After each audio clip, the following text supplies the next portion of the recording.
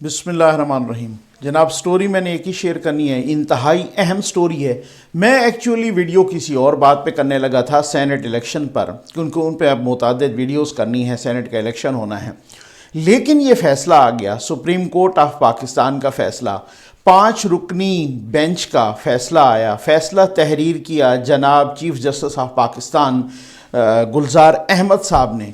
وہ فیصلہ تو کسی اور چیز کے متعلق تھا، لیکن وہ فیصلہ اس وقت ایک نیا ٹرن اختیار کر گیا کہ جب یہ شارٹ آرڈر آیا تو اس میں یہ لکھا گیا کہ جی قاضی فائز عیسیٰ صاحب کو روک دیا گیا ہے پرائم منسٹر آف پاکستان سے متعلق کیسز سننے کے بارے میں۔ ٹھیک ہو گیا نا، ان سے متعلق کیسز آپ نہیں سن سکتے۔ اچھا، بڑا اب یہ فیصلہ آ گیا ہے، اب یہ فیصلہ پبلک پراپرٹی ہے۔ آئیے اس فیصلے کو ذرا دیکھتے ہیں، آئیے اس فیصلے پہ سوالات اٹھانا ہمارا حق ہے، آئیے اس فیصلے کی دھجیاں اڑانا ہمارا حق ہے، ہر پاکستانی کا، ہر شہری کا حق ہے۔ اس فیصلے کو دلیل کی بنیاد پر پرکھنا بھی ہمارا حق ہے۔ یہ فیصلہ کیا تھا، میں جلدی ذرا بیک گراؤنڈ بتا دوں۔ پرائم منسٹر آف پاکستان، ایک خبر آئی، ہم نے بھی پڑھی، آپ نے پڑھی، میں نے اس پہ ویڈیو بھی کی، کہ پرائم منسٹر آف پاکستان نے 50 کروڑ روپے کے فنڈز جاری کر دیے ہیں اپنے ایم این ایز کو، حکومتی ایم این ایز کو اور ایم پی ایز کو بھی پنجاب اسمبلی سے۔ اچھا، اس خبر کا نوٹس جب یہ ایڈیٹوریل بھی لکھا، مختلف اخبارات میں بھی آئی، اس کا نوٹس لیا 2 ججز نے، جسٹس قاضی فائز عیسیٰ صاحب نے اور جسٹس مقبول باقر صاحب نے۔ اچھا، انہوں نے نوٹس لے کے پھر چیف جسٹس آف پاکستان کو یہ کہا کہ جی آپ جو ہے نا ان کو بھیجوا دیا کہ بینچ تشکیل دیں، جو کہ مروجہ طریقہ کار ہے۔ انہوں نے بینچ تشکیل دیا اور اس بینچ میں یہ 5 ججز، یعنی ایک تو چیف جسٹس صاحب خود، ایک جسٹس مشیر عالم صاحب، ایک عمر عطا بندیال صاحب، جسٹس عمر عطا بندیال صاحب، ایک جسٹس قاضی فائز عیسیٰ صاحب اور جسٹس اعجاز الاحسن صاحب۔ یہ 5 جسٹس جج صاحبان اس بینچ کا حصہ تھے اور جناب وہ سنا گیا کیس۔ وہ پہلے تو وزیر اعظم صاحب کے پرنسپل سیکرٹری کا ایک جواب آیا، اس جواب کو مسترد کر دیا گیا۔ پھر ان 5 ججز کے بینچ نے کہا کہ وزیر اعظم صاحب کی طرف سے، یعنی سیکرٹری فائنانس کا ایک کی طرف سے ایک لیٹر آئے جو وزیر اعظم صاحب کے دستخط موجود ہوں، بتائے کہ فنڈز دیے گئے ہیں یا نہیں دیے گئے۔ اب وہ جواب آیا اور اس جواب میں یہ بتایا گیا کہ جی فنڈز نہیں دیے گئے، اور یہ خبر غلط ہے میڈیا کی، اور جو میڈیا نے خبر دی ہے غلط ہے۔ اسی وجہ سے ہم بالکل اس کی کنٹرڈکشن ہو گئی، تردید ہو گئی کہ جی فنڈز نہیں دیے گئے۔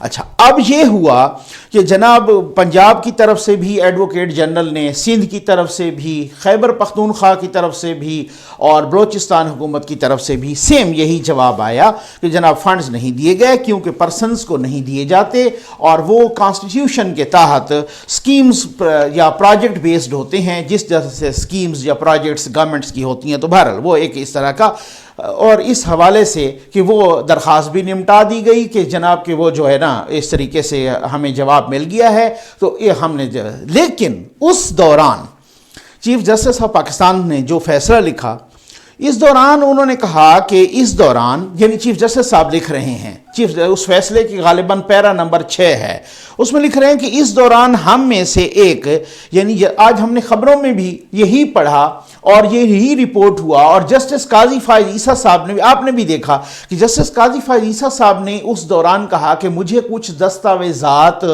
واٹس ایپ پر موصول ہوئی ہیں، کسی شخص نے وہ بھیجوائی ہیں، ایک انونیمس شخص تھا، ایک نامعلوم بندہ تھا، ان نون سا، تو انہوں نے کسی نے بھیجوا دی ان کو واٹس ایپ پہ دستاویزات، اور انہوں نے کہا کہ ایک حلقہ ہے، حلقے کا نام بھی انہوں نے بتایا، اور اس حلقے میں، اچھا وہ حلقہ ہے، اب وہ ریپورٹڈلی جو ہے نا خبروں میں رپورٹ ہونے لگا ہے کہ وہ حلقہ چودھری صالح حسین صاحب کا ہے، چودھری شجاعت حسین صاحب کے بیٹے کا، تو کہا کہ اس حلقے میں بہت سارے فنڈ دیے گئے ہیں، کروڑوں کے فنڈز اس حلقے میں دیے گئے ہیں، یعنی حکومت کے ایک اتحادی کے بیٹے کو، یعنی چودھری شجاعت حسین کے بیٹے چودھری صالح حسین کو ان کو فنڈز دیے گئے ہیں، اور یہ ان کی دستاویزات ہیں۔ اب چیف جسٹس صاحب ذرا رکیے گا، میں نے اس پہ بہت سارے سوالات اٹھانے ہیں، ماشاءاللہ ادب کے دائرے میں، احترام کے دائرے میں، اور اسی طریقے سے بہت سارے آپ بھی اٹھائیے۔ میرے سوالات سے آپ انکار کر سکتے ہیں، ان کو ریجیکٹ کر سکتے ہیں، ان سے متفق بھی ہو سکتے ہیں، ان سے متفق نہیں بھی ہو سکتے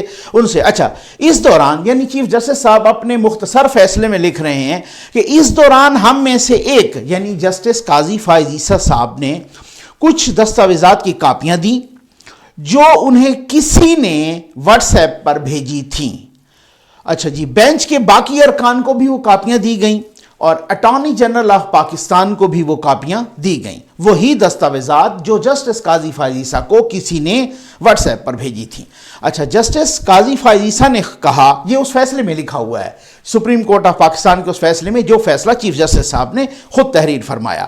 جسٹس قاضی فائز عیسیٰ نے کہا کہ انہیں یقین نہیں ہے کہ یہ دستاویزات جینوئن ہیں یا نہیں، اصلی ہیں یا نہیں، مصدقہ ہیں یا نہیں. ٹھیک ہے، تو اٹارنی جنرل صاحب نے کہا کہ کیونکہ یہ دستاویزات کی اتھینٹسٹی کوسچنیبل ہے، یعنی کہ یہ جینوئن ہیں یا نہیں پتہ کوئی نہیں ہے، ٹھیک ہے نا، اس لیے انہیں ریکارڈ کا حصہ نہیں بنایا جا سکتا. تو اب ریکارڈ کا حصہ تو نہیں بنے. انہوں نے مزید کہا، یعنی اٹارنی جنرل آف پاکستان نے، انہوں نے مزید کہا کسی بھی معاملے میں اگر کوئی جج شکایت کنندہ بن جائے تو اس معاملے کو میں کیس نہیں سن سکتا. ٹھیک ہے، چلیں. اچھا، اب چیف جسٹس صاحب لکھتے ہیں، اب یہاں پہ پوائنٹ ٹو بی نوٹڈ، اب یہاں سے ایک سلسلہ شروع ہوتا ہے. چیف جسٹس صاحب لکھتے ہیں کہ جسٹس قاضی فائز عیسیٰ نے پرسنل کیپیسٹی میں، یعنی ذاتی حیثیت میں وزیر اعظم کے خلاف کیس کیا ہوا ہے. وہ آپ کو سارا بیک گراؤنڈ کا پتہ ہے، ٹھیک ہے نا. اس لیے غیر جانبداری کا تقاضا یہ ہے، انبائسڈنس کا تقاضا یہ ہے، انبائسڈنس اور امپارشیلٹی، یہ دونوں لفظ لکھے ہوئے ہیں فیصلے میں، کہ غیر جانبداری کا اور انبائسڈنس کا تقاضا یہ ہے کہ جسٹس قاضی فائز عیسیٰ کو وزیر اعظم سے متعلق کیسز نہیں سننے چاہیے. یہ بہت بڑا فیصلہ ہے. اس کے بعد درخواست نمٹا دی گئی کہ اب سپریم کورٹ آف پاکستان کے 5 رکنی بینچ، اب اس میں آئے گا تو فردر تو ڈائسینٹنگ نوٹ جس کا ہوگا ظاہر ہے ڈیفینیٹلی قاضی فائز عیسیٰ صاحب کا ہوگا، شاید ہو سکتا کسی اور کا بھی ہو، لیکن یہ ایک فیصلہ آ گیا ہے شارٹ آرڈر اور سپریم کورٹ کا فیصلہ ہے اور چیف جسٹس آف پاکستان نے یہ لکھا ہے، ٹھیک ہے، کہ قاضی فائز عیسیٰ صاحب کیونکہ انہوں نے وزیر اعظم پاکستان عمران خان سے متعلق عمران خان صاحب کے خلاف پرسنل کیپیسٹی میں، ذاتی حیثیت میں ان کے خلاف کیس کیا ہوا ہے، اس وجہ سے جسٹس قاضی فائز عیسیٰ عمران خان سے متعلق یعنی وزیر اعظم پاکستان سے متعلق کوئی کیس نہیں سن سکتے. جس کیس میں وہ انوالو ہوں گے وزیر اعظم صاحب، وہ کوئی کیس نہیں سن سکتے. اچھا، میرا سوال یہ ہے کہ کس نے نوٹس لیا تھا؟ سوال نمبر 1، نوٹس کس نے لیا تھا؟ نوٹس لیا تھا قاضی فائز عیسیٰ صاحب نے اور جسٹس مقبول باقر صاحب نے. بینچ میں جسٹس مقبول باقر صاحب کو نہیں شامل کیا گیا، جسٹس قاضی فائز عیسیٰ صاحب کو شامل کیا گیا. بینچ کون بناتا ہوتا ہے یہ آپ بھی جانتے ہیں، تمام وکلا، میں نے بہت سارے وکلا سے بھی بات کی، میرا اپنا بھی الحمدللہ لا کا بیک گراؤنڈ ہے، ٹھیک ہے، میں لا گریجویٹ ہوئی ہوں. اچھا، بینچ کون بناتا ہوتا ہے؟ جناب بینچ بناتا ہے چیف جسٹس صاحب. ظاہر ایڈمنسٹریٹو اختیارات ہوتے ہیں نا چیف جسٹس کے، ٹھیک ہے، تو بینچ بناتا ہوتا ہے چیف جسٹس صاحب. تو چیف جسٹس صاحب کو پہلے معلوم تھا کہ انہوں نے وزیر اعظم صاحب کے خلاف پرسنل کیپیسٹی میں کیس کیا ہوا ہے، تو ان کو بینچ میں شامل کیوں کیا گیا؟ نمبر 1 ایک سوال. دوسرا، اب نوٹس تو جسٹس مقبول باقر صاحب نے بھی لیا، ان کو یہ بتا کہ جناب ان کو شامل نہیں کیا گیا، ان کو شامل کیا گیا، ٹھیک ہے نا.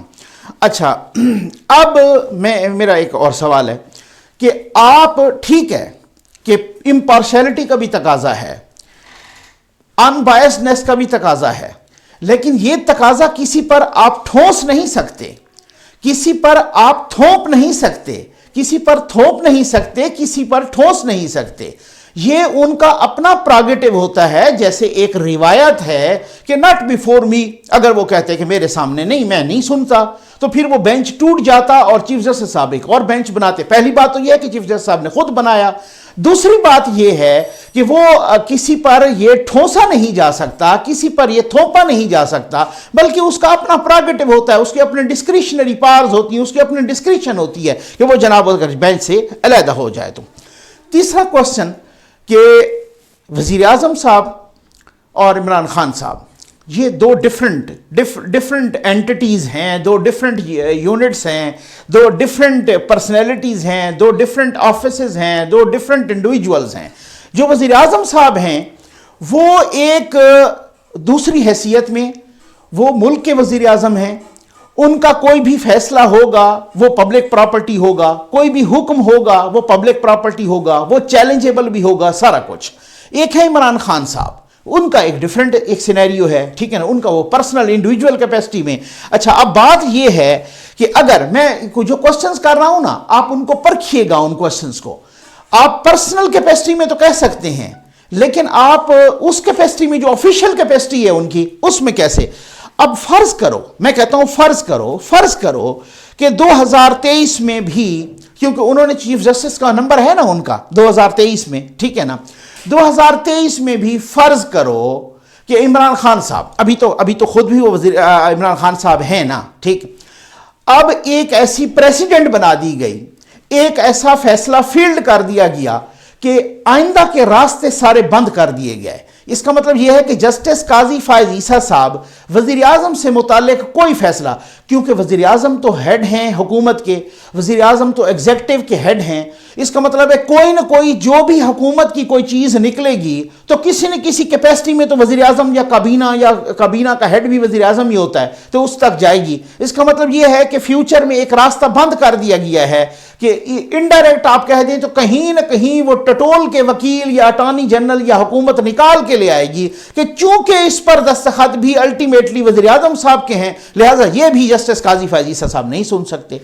अगर बिलफर्ज 2023 से, मैं सपोज कर देता हूं ना, क्योंकि उसकी वजह यह है कि इसमें तो एक एग्जांपल दी जा सकती है।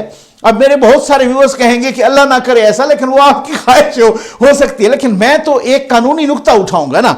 अगर 2023 से ऑनवर्ड भी खुद इमरान खान साहब वजीर आजम होते हैं और उधर से चीफ जस्टिस साहब बन जाते हैं, चीफ जस्टिस काजी फायज ईसा साहब, उनका नंबर है, ठीक है ना, साल रहते हैं जितना भी रहते हैं उसमें, ठीक है ना। अब वज़ीर आज़म साहब अगर दोबारा होते हैं, इसका मतलब ये है कि वो बतौर चीफ जस्टिस भी कोई नहीं फैसला, और फिर बेंचेस भी उन्होंने बनाने हैं। अब ये क्या होगा, अब कोई फैसला वो वज़ीर आज़म से मुताल्लिक नहीं कर सकते। ये बड़ी अजीब बात आ गई कि कोई ना कोई टटोल के आप ले आए कि चूंकि इस पर भी साइन वज़ीर आज़म के हैं अल्टीमेटली, या इसका भी अप्रूवल वज़ीर आज़म से ली गई है, ये इसका भी ये वज़ीर आज़म साहब ने, तो ये चूंकि वज़ीर आज़म साहब के ही अगेंस्ट जा रहा है और आपने पर्सनल कैपेसिटी में केस किया हुआ है, लिहाजा आप नहीं सुन सकते। एक और बात, एक बड़े दिलचस्प क्वेश्चन है, ठीक हो गया ना। जस्टिस रिटायर्ड अजमत सईद साहब को ब्रॉडशीट कमीशन का सरबराह बनाया गया है। अब आपको मालूम है कि उनका किस तरीके से कंट्रडिक्शन है कि वो खुद उस वक्त नैब के डेप्टी प्रोसिक्यूटर जनरल भी थे जब यह मुआहदा हुआ, और साथ जनाब उनको सारे के सारे केसेस की और नवाज शरीफ साहब से मुतल्लिक भी केसेस की तहकीकात उनको सौंप दी गई हैं। अब चूंकि वो भी नवाज शरीफ साहब के अगेंस्ट उनके केस में थे, और उनके जुमले भी आपको सबको याद है नवाज शरीफ साहब से मुतल्लिक, नवाज शरीफ और मरियम नवाज साहबा और नून लीग भी उन पे एतराज़ भी दायर कर चुकी है। दायर से मुराद ये है कि एतराज़ कर चुकी है, जलसों में बता चुकी है, प्रेस कॉन्फ्रेंसेस में बता चुकी है, उनका एक पार्टी का ऑफिशियल स्टांस भी आ चुका है, और अब वो फैसला ब्रॉडशीट की सरबराही वाला हाई कोर्ट में चैलेंज भी हो गया है। इसका मतलब है पक्की प्रेसिडेंट बन गई कि जस्टिस अजमत सईद साहब तो फिर इस फैसले के मुताबिक गए, क्योंकि वो तो अगर वो भी कहेंगे कि वो भी उन्होंने नवाज शरीफ साहब के खिलाफ इस तरह से मुबैना तौर पे बायसनेस दिखाई थी, मुबैना तौर पे जानिबदारी दिखाई थी, मुबैना तौर पे ये जुमले बोले थे, तो फिर ये भी गए। और अगर एक और सवाल है कि लार्जर बेंच जस्टिस रिटायर्ड यानी चीफ जस्टिस साकिब निसार साहब के अल मारूफ बाबा रहम था, उनके बहुत सारे फैसले जो खुद उनकी अपनी सुप्रीम कोर्ट ने भी नल एंड वाइड करार दे दिए, ठीक है ना। अच्छा, अब बात यह है कि अगर कल को काजी फायज ईसा साहब बन जाते हैं चीफ जस्टिस, और जो कि उनकी टर्म है, उन्होंने बनना है, अब वो जब बनते हैं और वो इससे लार्जर बेंच तश्कील देते हैं या फुल बेंच तश्कील देते हैं, जो वो आपको पता है जो मुरवजा तरीकाकार है, ये 5 रुकनी है, वो फुल बेंच तश्कील देते हैं इस फैसले को चैलेंज करके। इसी तरीके से इसको नल एंड वाइड, प्रेसिडेंट्स तो मौजूद हैं कि नल एंड वाइड। अब मसला ये है कि बात ये है, आप देखेंगे कि जब तफसीली फैसला आएगा उस पर भी वीडियो करूंगा। अब बात ये है कि किस तरीके से कैसे रोका जाता है किस तरीके से अगर उनको शामिल किया गया तो यहां तो ये भी बहुत सारे सवाल उठेंगे। लोग तो ये भी सवाल करेंगे कि जानबूझ के ये शामिल किया गया है कि ये इस तरीके से जब कोई गुफ्तगू हो और वो गुफ्तगू किस तरीके से उनको, मैं तो अब ये समझ रहा हूं कि जस्टिस काजी फायज ईसा साहब, सर आपको भी एहतियात करनी चाहिए। मुझे तो ये लग रहा है कि किसी ने ये डॉक्यूमेंट्स आपको व्हाट्सएप पे बड़ी प्लानिंग के तहत भेजे। वो डॉक्यूमेंट्स का आपने जिक्र किया अनइंटेंशनली, और उनका जिक्र करने के बाद जनाब अटॉर्नी जनरल साहब ने उनको काउंटर किया।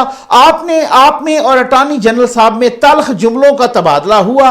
बादियों नजर में मैं यूं कहूंगा, मुझे लग रहा है प्राइमा फेसाई बादियों नजर में यह लग रहा है कि इस दौरान चीफ जस्टिस ऑफ पाकिस्तान ने वो जनाब इंटरप्ट किया। उन्होंने कहा कि नहीं, तो आप तो इस तरह से सुन ही नहीं सकते, और हमेशा के लिए वो रास्ता बंद कर दिया गया कि जनाब काजी फायज ईसा साहब प्राइम मिनिस्टर से रिलेटेड या वो फैसले या वो केसेस, वो मामलात जिनमें प्राइम मिनिस्टर इन्वॉल्व होंगे, इमरान खान साहब, उनसे मुतल्लिक कुछ नहीं सुन सकते। मुझे तो ये बादियों नजर में बहुत ही प्री प्लान्ड वेल वोवन एक सूरत हाल लग रही है जो आज सामने आई है। आपको क्या लग रहा है? उम्मीद है आपको वीडियो पसंद आई होगी। आपका बहुत बहुत शुक्रिया।